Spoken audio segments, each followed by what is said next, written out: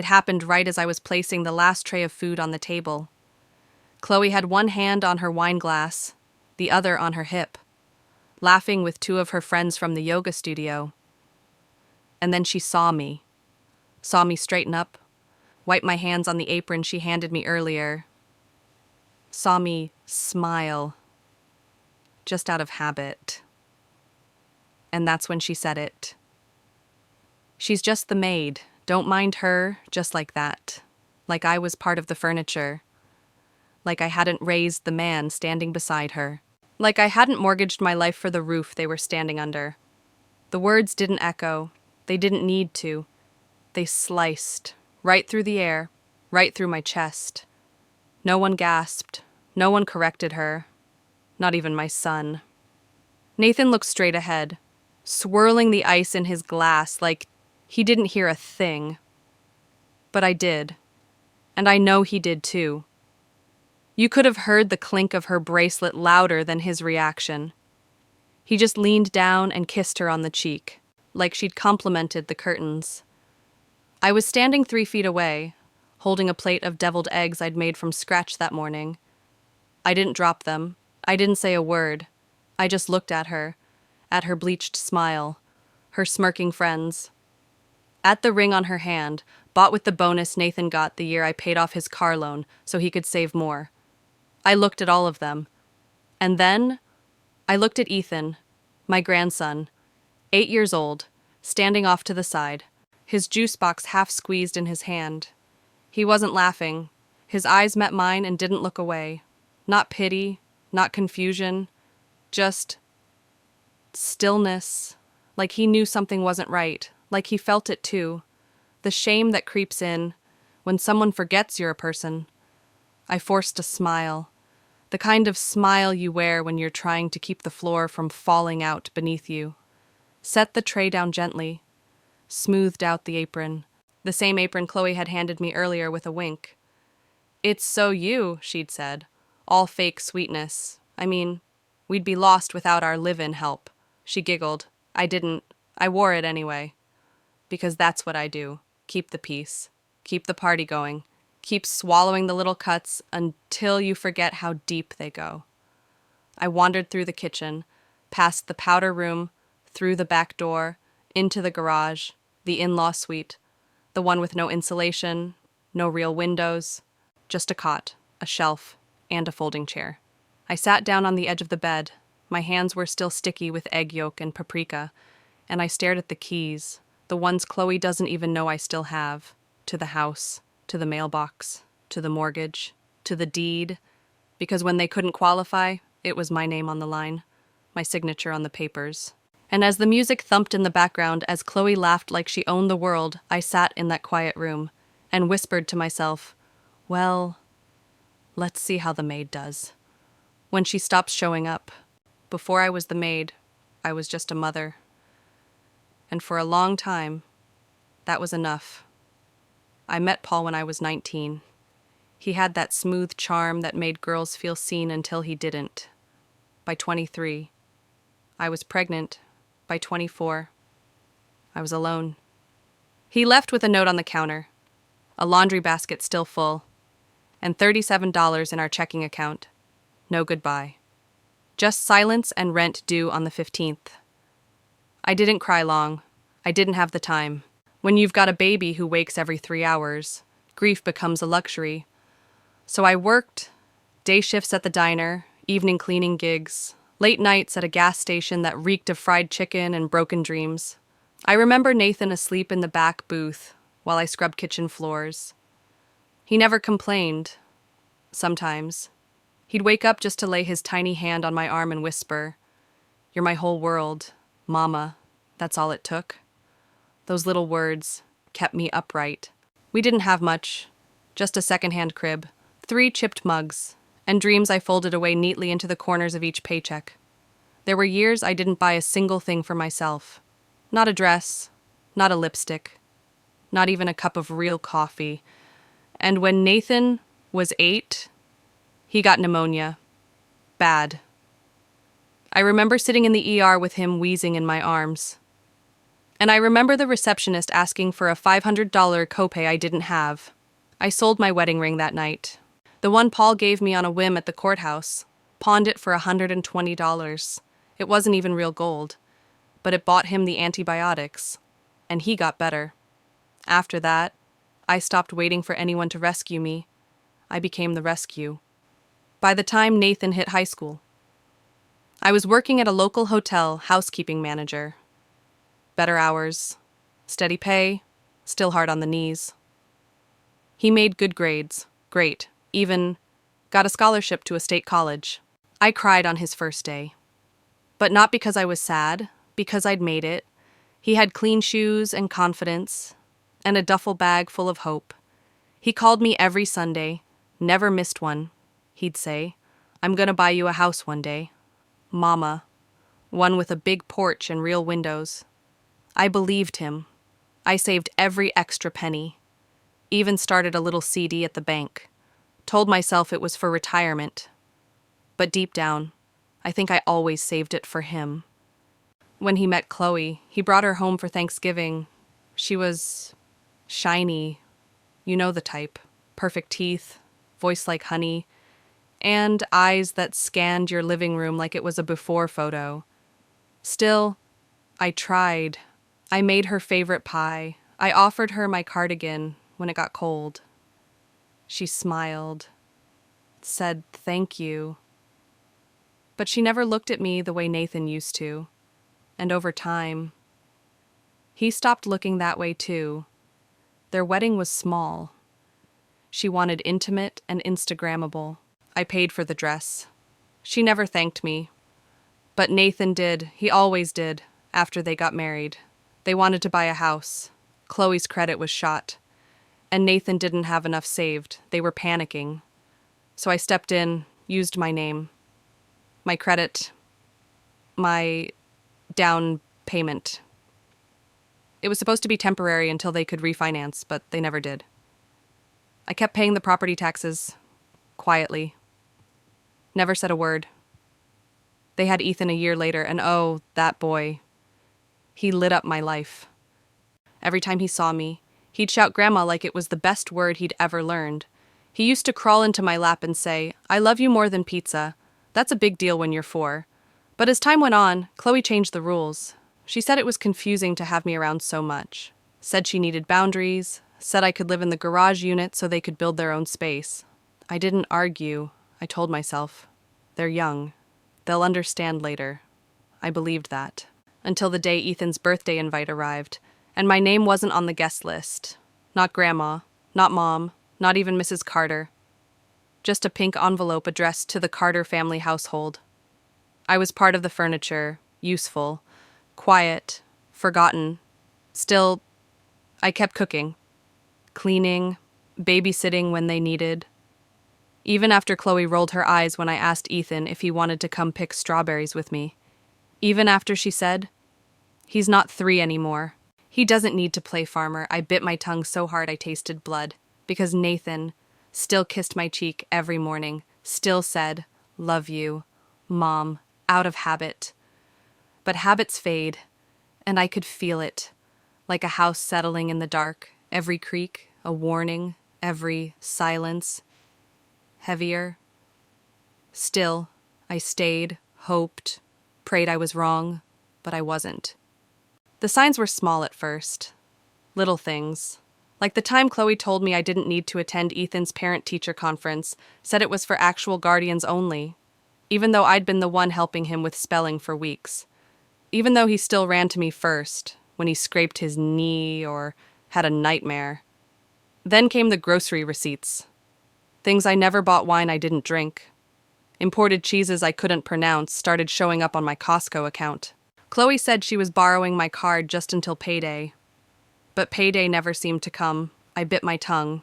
Again, told myself it wasn't worth a fight, but it chipped away at me, slowly, like water on stone, and the invitations. Thanksgiving came. And they mailed out real cards that year, all gold leaf and ribbon, addressed to our loved ones.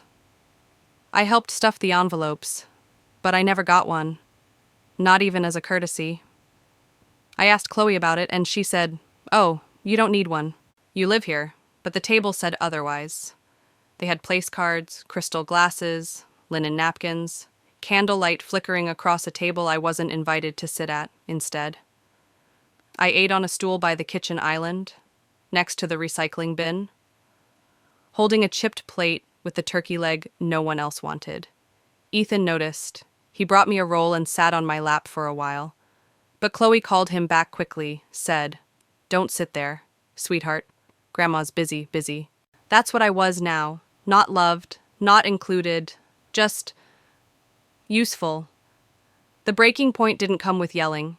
It came in silence. It was Ethan's school play. He was playing a sunflower in the spring show his first time on stage. I sewed the petals onto his costume myself. But when I showed up that evening, the usher at the door looked at me funny. He checked the list, then looked again.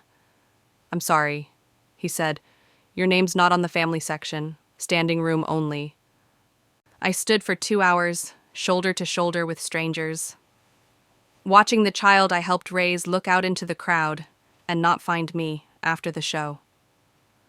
Chloe posted a photo, just her, Nathan, and Ethan, smiling in front of the painted backdrop, captioned, "So proud of our little star family is everything." I wasn't tagged. I wasn't even asked to be in the picture. That night, I went back to the garage suite. I sat on the edge of the bed and stared at the pile of laundry Chloe had dropped off earlier. "My delicates can't go in the dryer," she'd said. "You know that, right?" And I thought, when did I become a ghost in my own story? I thought about leaving. I really did. Packing a bag, cashing out the small savings I still had left, and disappearing into some one-bedroom in a quiet suburb no one visits. But then Ethan knocked on my door, holding his sunflower headband. Tears in his eyes, he whispered, "Why weren't you close to the stage? Grandma, I looked for you." I lied, said I was late, said it was crowded, said I saw him clearly and that he shined brighter than the sun. He hugged me hard, and that's when I knew I couldn't leave. Not yet. Because, while Chloe was erasing me, Ethan still remembered, and Nathan. Nathan still looked tired every night, like he was keeping a secret he couldn't name. But the final straw, it came wrapped in pink foil and cruelty. Ethan's birthday party. Chloe threw a big one, balloons, bounce house, magician. The works? I offered to help set up. She handed me a broom and said, "Oh, good. Can you sweep around the patio before guests arrive? I want it to look clean." I said yes, because that's what I always said. Then she added loud enough for her mother and her sister to hear, "You know, I don't know what we'd do without our maid of honor." Her sister laughed, her mother didn't even flinch, and Nathan, he wasn't even home yet. I stood there, broom in hand, heart cracking quietly, and Chloe kept smiling, that night. After the cake was cut and the guests were gone, I started cleaning the kitchen. It was nearly midnight. The house was quiet. And I overheard Chloe's voice drift from the hallway. "She needs to go. Nathan. She's always underfoot. It's weird. I didn't marry into a retirement plan." There was a pause. Nathan mumbled something I couldn't catch. Then Chloe again, sharper this time. "If she wants to stay, she should start paying rent. Garage or not, that space has value." I checked Zillow. I didn't move, didn't breathe. Just stood there in the dark, hand still on the sponge in the sink. Rent. For the home I paid for. The roof I put over their heads. The deed that still had my name on it. The garage was mine. The whole house was mine. She didn't even know, but she would. Very soon, it was still that same night, the same party, same sparkling fairy lights, same music pulsing softly under the buzz of half-drunk laughter. The smell of reheated hors d'oeuvres and cheap candles still hung in the air. But something in me had shifted. I had taken off the apron, washed my hands, changed into a clean blouse navy blue, just like the one Nathan used to call my Sunday best. I even put on lipstick, just a little. And then I walked back inside. No tray this time. No bowls to refill or plates to clear. Just a plain manila folder in one hand, and a clinking set of keys in the other. I stepped into the living room like a ripple through still water. At first, no one noticed. But I kept walking, right past the guests still laughing by the snack table. Past the group crowded around the new marble island Chloe was so proud of. Past the photographer she'd hired to capture memories, even though she'd carefully posed them all in advance. Until I reached the center. Right beneath the Welcome Home banner, I waited. Waited until Chloe turned and saw me. She gave me that tight-lipped, camera-ready smile. Oh, good. Did you finish the kitchen? I didn't answer. I just looked at her for a moment longer than necessary. Then I said, calmly, I'd like a moment. Please. She frowned. The music kept playing. Someone chuckled nearby. But Chloe narrowed her eyes. Can we not do this right now? It's a party. I nodded slowly. Exactly. A celebration, that's why I think everyone should know what it is you're celebrating. The room didn't go silent, not yet, but you could feel the stillness begin to settle, like air holding its breath. I opened the folder, pulled out a single sheet of paper, held it up with 2 fingers. This is the property deed, I said, to this house. Chloe blinked. Okay. And my name is the only one on it. The words cut through the room like a snapped violin string. The chatter stopped. The laughter died mid-breath. One of Chloe's friends actually dropped her wine glass. Chloe turned red, then pale. She laughed, but it came out sharp. Dry. You're joking.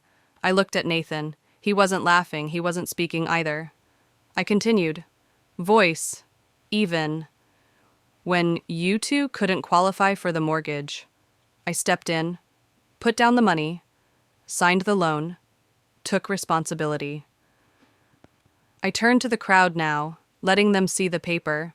I've paid the property taxes, every single year, quietly, without fanfare.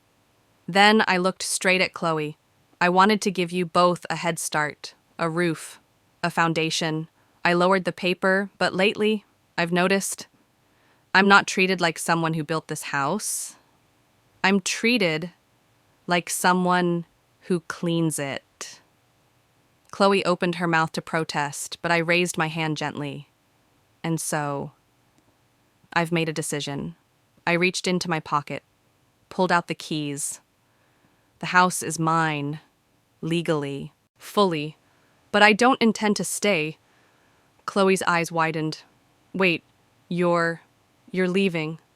I shook my head, calm as water. No, I'm selling. Selling.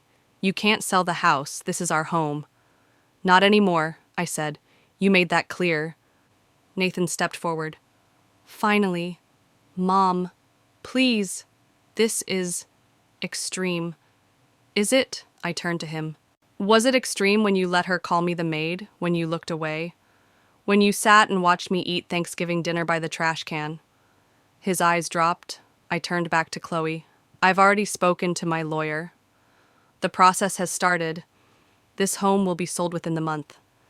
She shook her head furiously. We won't leave. We can't. Of course you can, I said gently. You're young. You'll figure it out. You always said you needed your own space. Her voice cracked. Where will we go? Ethan's school is right here. Our lives. You should have thought of that, I said. Before you decided I was disposable, I placed the keys on the countertop, one by one. Each one echoed. Front door, garage, mail, gate. Chloe looked like she'd stopped breathing.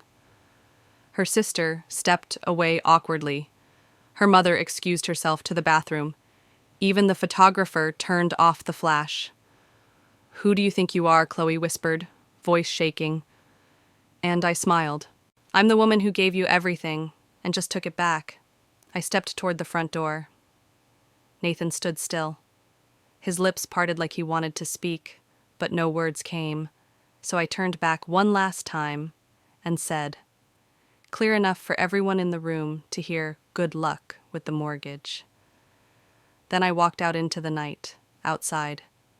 The air was cool and soft. I felt no rage, no triumph, only relief, like I'd been holding my breath for 3 years and had finally let it out. I didn't drive far, just 2 blocks to the law office my friend Susan worked at. She was waiting for me, coffee in hand, and a contract ready to file first thing Monday morning. We'd gone over every document, every clause, every timeline. I wasn't being reckless. I was being precise. It took me years to let them build a life on my back. It only took one signature to stand up. The house sold faster than anyone expected. A nice couple from Oregon bought it full asking price, no contingencies. They said it felt warm, like a place with stories in the walls. They weren't wrong. Chloe cried the day the real estate sign went up, but not the kind of crying that softens a person. No, this was pride cracking under pressure. She paced the living room with her phone glued to her ear, snapping at movers, blaming Nathan, blaming the market. And Nathan, he sat on the porch, head in hands, didn't say a word the entire morning. Ethan watched from the edge of the lawn, holding his favorite stuffed elephant, the same one I gave him when he was 3. He asked Chloe if they were going to a new adventure, she said. "We're going to a rental." And her voice broke on the word. They moved out in silence. No hugs, no goodbyes, no party this time. Just boxes and bruised egos. I didn't go back to the house, didn't need to. I already had everything I wanted. Freedom and justice. 2 weeks later, I ran into Sandra, one of Chloe's yoga friends, at the post office. She looked at me like she'd seen a ghost. Then she leaned in and whispered, "Everyone at the party's still talking about it. You were incredible." I smiled, politely. I was just tired of being quiet. She paused, then said, "Well, people are finally listening."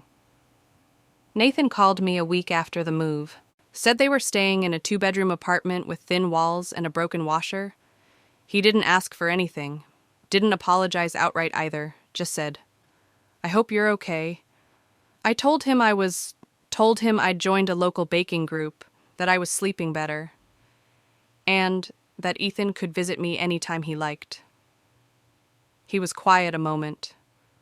Then he said, "He misses you," I said. "I miss him too. But I didn't offer to come over, didn't ask for a reunion. And because some wounds don't need reopening, they need healing from a distance." Chloe, on the other hand, didn't stay quiet for long. She posted on Facebook, "Some people forget who raised them the moment they taste power. We're rebuilding, stronger than ever." Family drama. New chapter, except nobody liked it. Literally, not a single like. Not even her sister. Word had spread, and it didn't take long for people to start seeing through the shimmer she used to blind them. I heard from the school counselor that Ethan had started having nightmares. One night he told her, "My grandma disappeared. She was our real house." That one sentence broke me more than any insult ever had. But it also told me he remembered, even if they tried to rewrite the story. Then came the dinner. The one where Chloe's mother tried to host a healing night. She invited me, sent a printed card that read, "Let's set the past aside and be family again." I didn't respond right away. I waited. And the night before the dinner, I sent back a simple envelope, no note. Just the receipt for the down payment check I wrote 3 years ago, stapled to a sticky note that read, "This is what family looked like to me." I never heard from her again. But I did see Ethan one afternoon. Nathan brought him to the park, where I volunteer at the Storytime tent. Ethan saw me before I saw them. He dropped his juice box and ran straight into my arms. No hesitation, no confusion, just warmth. And when he pulled back, he whispered, "Are you still my grandma?" I hugged him tighter, then looked up at Nathan, who was standing 10 feet away, hands in his pockets. He nodded once, eyes glassy. That was enough. I didn't seek revenge. Not really. I sought truth. I sought space. I sought peace after years of being silent in a home I paid for with my life. And, in the end, justice didn't look like screaming or slamming doors. It looked like walking away with my head high, my heart intact, and my name still mine. These days, I wake up to the sound of birds instead of footsteps above my head. No banging cupboards, no whispered arguments, just the soft hum of morning and quiet. The apartment I rent now is small, just one bedroom, a little balcony, and a kitchen that gets good sunlight in the afternoon. But it's mine, every inch of it. No one tells me what shelf to use. No one leaves laundry on the floor and calls it my job. No one asks for help with a smile and repays it with silence. I water my plants every morning. They're nothing fancy, just 2 pots of basil and a stubborn violet I rescued from the clearance rack, but they bloom for me. They don't ask for much, just light and care and time. Funny how that's all I ever needed too. Once a week. I volunteer at the public library. There's a children's reading hour on Saturdays. It's mostly young parents, a few grandparents, and lots of wiggling, giggling little ones. Ethan comes sometimes. Nathan brings him, stays in the back, quiet. He doesn't say much, but he watches, listens. And when Ethan rushes over to hug me after the last page is read, Nathan doesn't stop him anymore. He lets him feel what he feels. Love has its own memory. It knows where it was safe. I don't talk about the house anymore. Not to strangers, not to friends, but some days. A woman will stay behind after story time. She'll wait until the others leave and ask, "How did you do it?" And I tell her. Simply, one small decision at a time. One quiet no more in the middle of everything that said, "Just stay." Because that's what freedom looks like. Sometimes, not a roar, but a whisper that finally gets listened to, if you're still here watching. Listening. Maybe you felt it too. That ache, that pull, that tired kind of silence that comes from being needed but never seen. And if you've ever been made to feel invisible in your own home, I see you.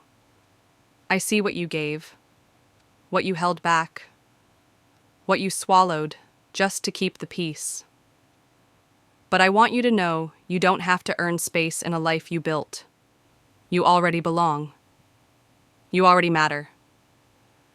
And if today's the day you say, "That's enough," or even just, "I deserve better," then you're already halfway there.